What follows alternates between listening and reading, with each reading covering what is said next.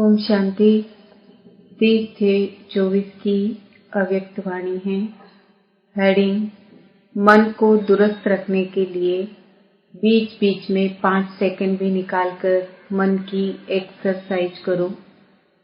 आज दूरदेशी बाप दादा अपने साकार दुनिया के भिन्न भिन्न देशवासी बच्चों से मिलने आए हैं। भिन्न भिन्न देशवासियों को एक देशवासी देख रहे हैं। चाहे कोई कहां से भी आए हो, लेकिन सबसे पहले सभी एक ही देश से आए हो, तो अपना अनादि देश याद है ना, प्यारा लगता है ना। बाप के साथ साथ अपना अनादि देश भी बहुत प्यारा लगता है ना।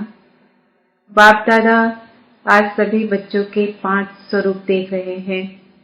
जानते हो 5 स्वरूप कौन से हैं? जानते हो ना, 5 मुखी ब्रह्मा का भी पूजन होता है। तो बाप दादा सभी बच्चों के 5 स्वरूप देख रहे हैं। पहला अनादि ज्योति बिंदु स्वरूप, याद है ना अपना स्वरूप, भूल तो नहीं जाते। दूसरा है आदि देवता स्वरूप, पहुंच गए देवता स्वरूप में। तीसरा मध्य में पूज्य स्वरूप, वह भी याद है। आप सबकी पूजा होती है या भारतवासियों की होती है? आपकी पूजा होती है। तो तीसरा है पूज्य स्वरूप। चौथा है संगम युगी ब्राह्मण स्वरूप, और लास्ट में है फरिश्ता स्वरूप। तो 5 ही रूप याद आ गए। अच्छा, 1 सेकंड में यह 5 ही रूपों में अपने को अनुभव कर सकते हो। 1 2 3 4 5 तो कर सकते हो। यह 5 ही स्वरूप कितने प्यारे हैं। जब चाहो जिस भी रूप में स्थित होना चाहो, सोचा और अनुभव किया। यही रूहानी मन की एक्सरसाइज है। आजकल सभी क्या करते हैं? एक्सरसाइज करते हैं ना। जैसे आदि में भी आपकी दुनिया में, सतयुग में नेचुरल चलते फिरते की एक्सरसाइज थी। खड़े होकर के 1 2 3 एक्सरसाइज नहीं। तो अभी अंत में भी बाप दादा मन की एक्सरसाइज कराते हैं। जैसे स्थूल एक्सरसाइज से तन तंदुरुस्त रहता है ना, तो चलते फिरते या मन की एक्सरसाइज करते रहो। इसके लिए टाइम नहीं चाहिए। 5 सेकंड कभी भी निकाल सकते हो या नहीं? ऐसा कोई बिजी है जो 5 सेकंड भी नहीं निकाल सके? फिर तो नहीं कहेंगे क्या करे, टाइम नहीं मिलता, या तो नहीं कहेंगे ना। टाइम मिलता है तो यह एक्सरसाइज बीच बीच में करो। किसी भी कार्य में हो, 5 सेकंड की यह मन की एक्सरसाइज करो, तो मन सदा ही दुरुस्त रहेगा, ठीक रहेगा। बाप दादा तो कहते हैं हर घंटे में यह 5 सेकंड की एक्सरसाइज करो। तो जो मन की भिन्न भिन्न कंप्लेंट है ना, क्या करें, मन नहीं टिकता। मन को मन बना देते हो। वजन करते हैं ना। पहले जमाने में पाव, शेर और मन होता था। आजकल बदल गया है, तो मन को मन बना देते हैं, बोझ वाला। और ये एक्सरसाइज करते रहेंगे तो बिल्कुल लाइट हो जाएंगे, अभ्यास हो जाएगा। ब्राह्मण शब्द याद आए तो ब्राह्मण जीवन के अनुभव में आ जाओ। फरिश्ता शब्द कहो तो फरिश्ता बन जाओ। मुश्किल है? नहीं है। आप फरिश्ते हो या नहीं? आप ही हो या दूसरे हैं? कितने बार फरिश्ता बने हो? अनगिनत बार बने हो। आप ही बने हो। अच्छा, अनगिनत बार की हुई बात को रिपीट करना क्या मुश्किल होता है? कभी कभी होता है। अभी यह अभ्यास करना। कहाँ भी हो, 5 सेकेंड मन को घुमाओ, चक्कर लगाओ। चक्कर लगाना तो अच्छा लगता है ना। बस राउंड लगाओ, फिर कर्म में लग जाओ। हर घंटे में राउंड लगाया, फिर काम में लग जाओ, क्योंकि काम को तो छोड़ नहीं सकते हैं ना। ड्यूटी तो बजानी है। लेकिन 5 सेकेंड, मिनट भी नहीं, सेकेंड। मास्टर सर्वशक्तिवान हो, तो मास्टर सर्वशक्तिवान क्या नहीं कर सकता। बाप दादा को एक बात पर बच्चों को देख करके मीठी मीठी हंसी आती है। किस बात पर? चैलेंज करते हैं, पर्चा छपाते हैं, भाषण करते हैं, कोर्स कराते हैं। क्या कराते हैं? हम विश्व को परिवर्तन करेंगे। यह तो सभी बोलते हैं ना, या नहीं?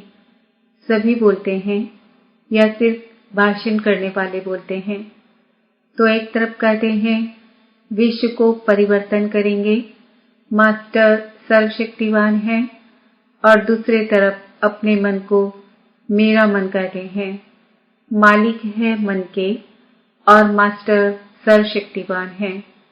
फिर भी कहते हैं मुश्किल है। तो हंसी नहीं आएगी? आएगी ना हंसी। तो जिस समय सोचते हो मन नहीं मानता, उस समय अपने ऊपर मुस्कुराना। मन में कोई भी बात आती है तो बाप दादा ने देखा है 3 लकीरें गाई हुई है। एक पानी पर लकीर, पानी पर लकीर देखी है, लगाओ लकीर तो उसी समय मिट जाएगी। लगाते तो है ना। तो दूसरी है किसी भी कागज पर, स्लेट पर कहाँ भी लकीर लगाना। और सबसे बड़ी लकीर है पत्थर पर लकीर। पत्थर की लकीर मिट्टी बहुत मुश्किल है।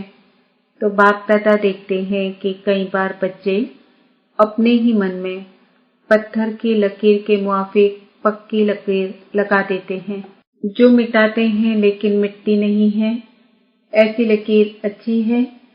कितनी बारी प्रतिज्ञा भी करते हैं अब से नहीं करेंगे, अब से नहीं होगा, लेकिन फिर परवश हो जाते हैं। इसलिए बाप दादा को बच्चों पर घृणा नहीं आती है, रहम आता है।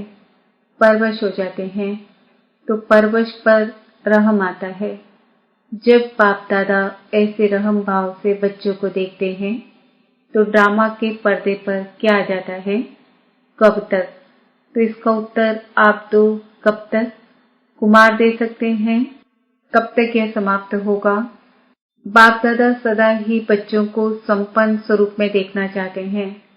जब कहते ही हो बाप ही मेरा संसार है, यह तो सब कहते हो ना। दूसरा भी कोई संसार है क्या? बाप ही संसार है। तो संसार के बाहर और क्या है? सिर्फ संस्कार परिवर्तन करने की बात है। ब्राह्मणों के जीवन में मेजॉरिटी विघ्न रूप बनता है संस्कार। चाहे अपना संस्कार, चाहे दूसरों का संस्कार। ज्ञान सभी में है, शक्तियां भी सभी के पास है, लेकिन कारण क्या होता है? जो शक्ति जिस समय कार्य में लानी चाहिए उस समय इमर्ज होने के बजाय थोड़ा पीछे इमर्ज होती है। पीछे सोचते हैं कि यह न कहकर यह कहती तो बहुत अच्छा, यह करने के बजाय यह करती तो बहुत अच्छा, लेकिन जो समय पास होने का था वह तो निकल जाता है। वैसे सभी अपने में शक्तियों को सोचते भी रहते हो। सहन शक्ति यह है, निर्णय शक्ति यह है, ऐसे यूज करना चाहिए। सिर्फ थोड़े समय का अंतर पड़ जाता है। और दूसरी बात क्या होती है? चलो एक बार समय पर शक्ति कार्य में नहीं आई और बाद में महसूस भी किया कि यह न करके यह करना चाहिए था। समझ में आ जाता है पीछे, लेकिन उस गलती को एक बार अनुभव करने के बाद आगे के लिए अनुभवी बन उसको अच्छी तरह से रियलाइज कर लें, जो दोबारा नहीं हो। फिर भी प्रोग्रेस हो सकती है। उस समय समझ में आता है यह रॉन्ग है, यह राइट है, लेकिन वही गलती दोबारा नहीं हो, उसके लिए अपने आप से अच्छी तरह से रियलाइजेशन करना। उसमें भी इतना फुल परसेंट पास नहीं होते और माया बड़ी चतुर है। वही बात मानो आप में सहन शक्ति कम है, तो ऐसी ही बात जिसमें आपको सहन शक्ति यूज करना है। एक बार आपने रियलाइज कर लिया, लेकिन माया क्या करती है कि दूसरी बार थोड़ा सा रूप बदली करके आती है। होती वही बात है, लेकिन जैसे आजकल के जमाने में चीज वही पुरानी होती है, लेकिन पॉलिश ऐसी कर देते हैं जो नई से भी नहीं दिखाई दे। तो माया भी ऐसे पॉलिश करके आती है। जो बात का रहस्य वही होता है, मानो आप में ईर्ष्या आ गई। ईर्ष्या भी भिन्न भिन्न रूप की है, एक रूप की नहीं है। तो बीज ईर्ष्या का ही होगा, लेकिन और रूप में आएगी, उसी रूप में नहीं आती है। तो कई बार सोचते हैं कि यह बात पहले वाली तो वह थी ना, यह तो बात ही दूसरी हुई ना। लेकिन बीज वही होता है, सिर्फ रूप परिवर्तित होता है। उसके लिए कौन सी शक्ति चाहिए? परखने की शक्ति। इसके लिए बाप दादा ने पहले भी कहा है कि दो बातों का अटेंशन रखो। एक सच्ची दिल, सच्चाई। अंदर नहीं रखो, अंदर रखने से गैस का गुब्बारा भर जाता है और आखिर क्या होगा? फटेगा ना। तो सच्ची दिल। चलो, आत्माओं के आगे थोड़ा संकोच होता है, थोड़ा शर्म सा आता है, पता नहीं मुझे किस दृष्टि से देखेंगे। लेकिन सच्ची दिल से, महसूसता से बाप दादा के आगे रखो। ऐसे नहीं मैंने बाप दादा को कह दिया, यह गलती हो गई, जैसे ऑर्डर चलाते हैं, हाँ मेरे से यह गलती हो गई, ऐसे नहीं। महसूसता की शक्ति से, सच्ची दिल से, सिर्फ दिमाग से नहीं लेकिन दिल से अगर बाप दादा के आगे महसूस करते हैं तो दिल खाली हो जाएगी, किचड़ा खत्म। बातें बड़ी नहीं होती है, छोटी ही होती है। लेकिन अगर आपके दिल में छोटी छोटी बातें भी इकट्ठी होती रहती है तो उनसे दिल भर जाती है, खाली तो नहीं रहती है ना। तो दिल खाली नहीं तो दिलाराम कहाँ बैठेगा? बैठने की जगह तो होना। तो सच्ची दिल पर साहेब राजी। जो हूँ जैसी हूँ, जो हूँ जैसा हूँ, बाबा आपका हूँ। बाप दादा तो जानते ही हैं कि नंबरवार तो होनी ही है, इसलिए बाप दादा उस नजर से आपको नहीं देखेगा। लेकिन सच्ची दिल। और दूसरा कहा था, सदा बुद्धि की लाइन क्लियर हो, लाइन में डिस्टरबेंस नहीं हो, कट ऑफ नहीं हो। बाप दादा जो एक्स्ट्रा समय पर शक्ति देना चाहते हैं, दुआएं देना चाहते हैं, एक्स्ट्रा मदद देना चाहते हैं, अगर डिस्टरबेंस होगी तो वह मिल नहीं सकेगी। लाइन क्लियर ही नहीं है, क्लीन नहीं है, कट ऑफ है, तो यह जो प्राप्ति होनी चाहिए वह नहीं होती। कई बच्चे कहते नहीं हैं तो सोचते हैं। कोई कोई आत्मा को बहुत सहयोग मिलता, ब्राह्मणों का भी मिलता, बड़ों का भी मिलता, बाप दादा का भी मिलता, हमको कम मिलता है। कारण क्या? बाप तो दाता है, सागर है, जितना जो लेना चाहे बाप दादा के भंडारे में। ताला चाबी नहीं है, पहरेदार नहीं है। बाबा कहा जी हाजिर, बाबा कहा लो। दाता है ना, दाता भी है और सागर भी है, तो क्या कमी होगी? इन्हीं दो बातों की कमी होती है। एक सच्ची दिल, साफ दिल हो, चतुराई नहीं करो। चतुराई बहुत करते हैं, भिन्न भिन्न प्रकार की चतुराई करते हैं। तो साफ दिल, सच्चे दिल। और दूसरा, बुद्धि की लाइन सदा चेक करो, क्लियर है और क्लीन है।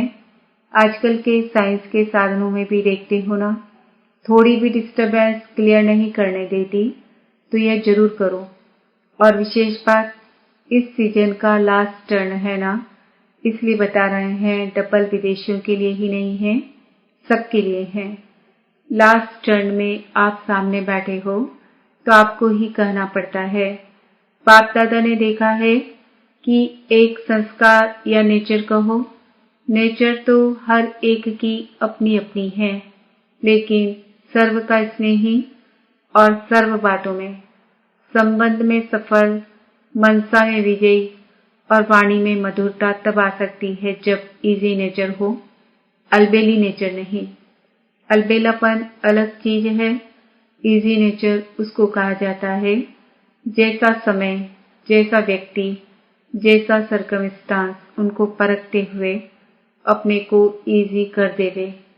इजी अर्थात मिलनसार। टाइट नेचर बहुत टू मच ऑफिशियल नहीं। ऑफिशियल रहना अच्छा है लेकिन टू मच नहीं। और समय पर जब समय ऐसा है, उस समय अगर कोई ऑफिशियल बन जाता है तो वह गुण के बजाय उनकी विशेषता उस समय नहीं लगती। अपने को मोल्ड कर सके, मिलनसार हो सके, छोटा हो बड़ा हो, बड़े से बड़ेपन में चल सके, छोटे से छोटेपन में चल सके, साथियों में साथी बन के चल सके, बड़ों से रिगार्ड से चल सके, इजी मोल्ड कर सके। शरीर भी इजी रखते हैं ना, तो जहां भी चाहे मुड़ जाते हैं, और टाइट होगा तो मुड़ नहीं सकेगा। अलबेला भी नहीं, इजी है तो जहां चाहे इजी हो जाए, अलबेला हो जाए नहीं। बाप दादा ने कहा ना इजी हो जाओ, तो इजी हो गए ऐसे नहीं करना। इजी नेचर अर्थात जैसा समय वैसा अपना स्वरूप बना सके। अच्छा, सभी को ड्रिल याद है या भूल गई? अभी सभी ये ड्रिल करो, लगाओ चक्कर। अच्छा, चारों ओर के सर्वश्रेष्ठ आत्माओं को, चारों ओर से याद प्यार समाचार भेजने वालों को, बहुत अच्छे भिन्न भिन्न संबंध से स्नेह के पत्र और अपना हालचाल लिखा है। सेवा समाचार उमंग प्लान बहुत अच्छे अच्छे लिखे हैं जो बाप दादा को मिल ही गए।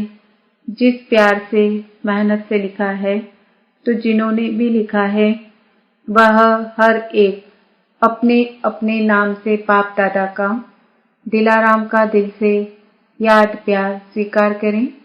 बच्चों का प्यार बाप से और उससे पदम गुना बाप का बच्चों से प्यार है और सदा अमर है। इसने ही बच्चे न बाप से अलग हो सकते हैं, न बाप बच्चों से अलग हो सकते हैं। साथ है, साथ ही रहेंगे। चारों ओर के सदा स्वयं को बाप समान बनाने वाले, सदा बाप के नयनों में, दिल में, मस्तक में समीप रहने वाले, सदा एक बाप के संस्कार में रहने वाले, सदा हर कदम में बाप दादा को फॉलो करने वाले, सदा विजयी थे, विजयी हैं और विजयी रहेंगे। ऐसे निश्चय और नशे में रहने वाले, ऐसे अति श्रेष्ठ सिकिलते प्यारे ते प्यारे सर्व बच्चों को बाप दादा का याद प्यार और नमस्ते। हम बच्चों का भी बाप दादा को याद प्यार, गुड मॉर्निंग, नमस्ते, ओम शांति। वरदान, हर सेकेंड के हर संकल्प का महत्व जानकर जमा का खाता भरपूर करने वाली समर्थ आत्मा भाव। संगम युग पर अविनाशी बाप द्वारा हर समय अविनाशी प्राप्तियां होती है।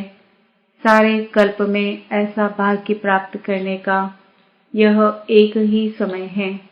इसलिए आपका स्लोगन है, अब नहीं तो कभी नहीं। जो भी श्रेष्ठ कार्य करना है वह अभी करना है।